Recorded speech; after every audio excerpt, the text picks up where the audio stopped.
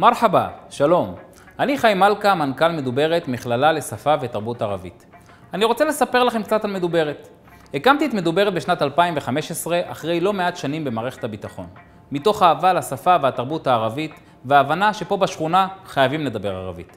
מאז יש למדוברת אלפי בוגרים ברחבי הארץ, מרמת הגולן ועד באר שבע, בערים, יישובים, קיבוצים, חברות וארגונים, בצה"ל, במשטרה ובעוד מקומות. שיטת הלימוד הייחודית שלנו מאפשרת ללמוד בקלות ובמהירות את השפה הערבית המדוברת, להשתמש בה במסעדה, בשוק, במרפאה, בעולם העסקי. בידק אל-אהווה חילווה זייק או מורה זי אל-חיה. האם אתה רוצה את הקפה מתוק כמוך או מר כמו החיים?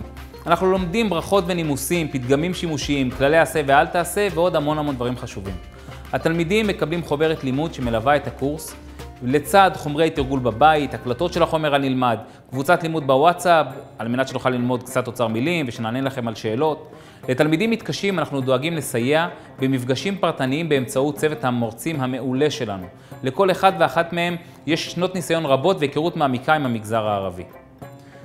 אנחנו מזמינים אתכם פשוט לבוא למדוברת, ללמוד ערבית ולהיות חלק מהמשפחה הגדולה שקוראים לה מדוברת.